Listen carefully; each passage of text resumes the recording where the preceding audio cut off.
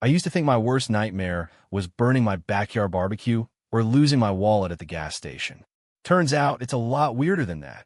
My nightmare was the HOA president falling in my pool, accusing me of assault, and calling 911 to have me arrested, all while dripping chlorine on my patio.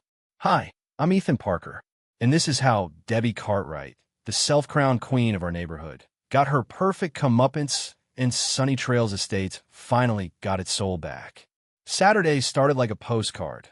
Clear skies, sun blazing, and the pool in my backyard shimmering like blue glass. I'd thrown a pool party for my kid brother, Ryan, to celebrate him acing his college finals. It was innocent summer chaos. Floaties, ribs on the smoker, and a speaker pumping out pop hits loud enough to make the fence rattle. Ryan, wearing a goofy plastic crown that said Brainiac #1, was spiking volleyballs like he was auditioning for the Olympics. Kids bombed the deep end with cannonballs. My neighbor Charlie, a retiree with the energy of a caffeinated raccoon, danced around dual-wielding hot dogs. For one perfect hour, the world was laughter and barbecue smoke. Then, as if someone pulled a thundercloud overhead, Debbie Cartwright stormed in. Debbie, president of the Sunny Trails HOA, was 37 going on 80 in spirit. She dressed like she'd just left a tax audit, spoke like a school principal allergic to joy, and had an uncanny knack for killing a good mood within seconds. She didn't knock. She didn't yell at first. She just stalked through my side gate, which I'd left open for guests, eyes locked on my portable subwoofer. I knew that look. Last month, she fined me $75 because my trash bin sat on the curb 40 minutes too long. The month before, she'd threatened to review my mailbox compliance because the post was slightly tilted. She found her voice and unleashed it. "This is an unauthorized assembly of excessive revelry," she screeched, her voice shredding the music into awkward silence. I took a deep breath. Ryan stopped mid-volleyball serve, face falling. "Debbie, come on," I said, hands up, trying to keep it chill. "It's a private party. My yard. We're just celebrating my brother's big milestone." Her finger shot out at my speaker. "Noise pollution. Bylaw 12 Section D. This must cease immediately." Her face turned a remarkable shade of red. Charlie shuffled over, his hot dog still dangling. "Now, Miss Debbie, this young fella's got every right to." She steamrolled right over him. "I will confiscate this instrument of auditory torture myself." Then she lunged, not stepped, not reached, but launched herself at my speaker like a linebacker chasing a fumble.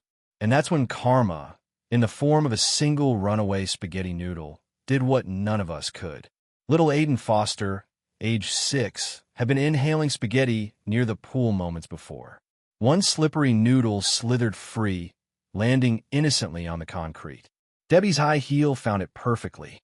1 second, she was an angry missile. The next, her arms pinwheeled wildly. She shrieked and splash.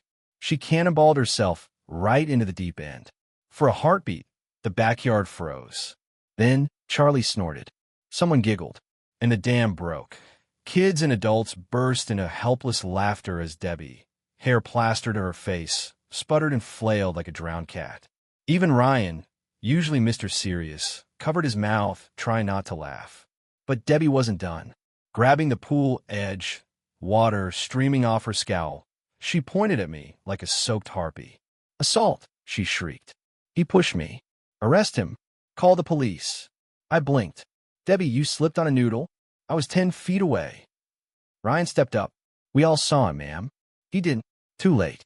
Debbie was already dialing 911, voice trembling, playing the victim so hard she deserved an Oscar. 15 minutes later, 2 squad cars parked outside my fence. The party vibe evaporated like spilled beer in the sun. Kids huddled behind their parents. Debbie, now wrapped in someone's beach towel, pointed at me with quivering outrage. "That's him. He attacked me." I tried to explain. So did Ryan. So did Charlie, who even offered the cops a spare hot dog for good measure. But Debbie sobbed and wailed, and the cops looked grim. "Sir," one said, pulling out handcuffs, "we need you to come with us while we investigate the complaint." I stared. "You're arresting me?" "For a pool noodle." But the cuffs were cold on my wrists, all the same. Over Debbie's crocodile tears, I caught the tiny, smug curl of her lips. That told me everything. This wasn't about noise. This was a power play, and she had no idea who she'd just messed with. Sitting in the back of the squad car, my wrists numb from the cuffs, my mind raced. I thought about my parents, my dad, a man who never backed down from a bully, and my mom, who could dismantle nonsense with calm logic. I thought about Ryan, whose big celebration I'd try to make perfect. I knew one thing for certain. I wasn't going to roll over for Debbie Cartwright. After posting bail goodbye, half my savings, Ryan drove me home. The backyard looked like a crime scene.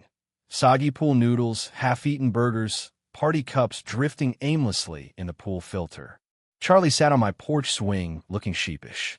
Try to tell Em about the noodles, son. They didn't care. Debbie's got him all snowed. I forced a grin. Not for long, Charlie. Not for long.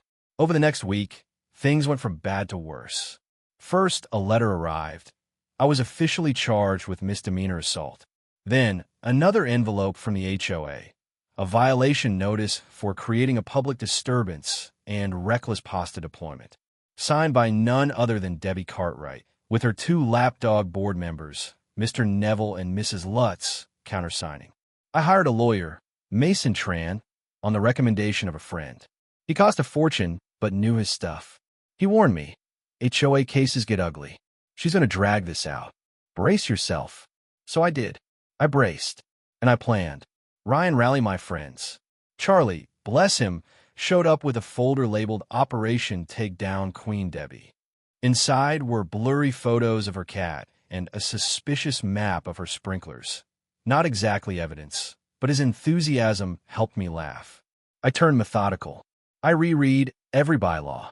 I logged every HOA notice, every petty threat, every complaint.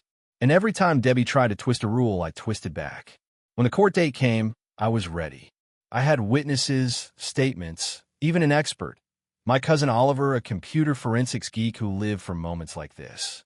He dug up the security camera footage from my neighbor's ring cam, the exact angle that caught Debbie wiping out on the noodle while I stood nowhere near her. When Debbie's slick lawyer, Mr. Craven, strutted into court, he looked confident. When the judge watched the footage, his smile faded so fast it looked painful. Case dismissed, clean and fast. But my fight wasn't over. Debbie still slapped that petty fine on my record. And she had bigger skeletons. I just knew it. One night, combing through financial reports that the HOA legally had to make available, I found it thousands each month going to DC Consulting for strategic community planning. A few clicks later, Oliver confirmed it. DC Consulting was registered to Debbie Cartwright's home address. She'd been paying herself a secret salary. HOA dues funding her personal piggy bank. I didn't rage. I got to work. I printed everything. Talked to my neighbors one by one. Even the shy ones listened when I showed them the receipts. When the next HOA meeting rolled around, the clubhouse was standing room only. I stood calm while Debbie tried to skip to new business. Madam President, I said loudly, I propose immediate discussion on unauthorized payments to DC Consulting, owned by you, in direct violation of Bylaw 43, Section B. Gasps. A sea of angry whispers. Debbie turned gray. I laid it all out. The payments, the fake invoices, the fact that by law, any payments over $500 to a board member's company needed a full resident vote, which never happened. I finished by showing the noodle footage again for dramatic flair. The same crowd that once feared Debbie laughed so hard she couldn't talk over them. The vote to remove Debbie, Neville, and Lutz passed with every hand except theirs. An interim board was elected. Normal people like Charlie and Mrs. Periwinkle, who just wanted peace and backyard gnomes. The audit proved everything. Debbie resigned before she could be formally fired, packed her Lexus, and fled Sunny Trails Estates for good. The HOA refunded my fine with an apology and lifted the ban on excessive ambience. Today, our block throws block parties twice a month.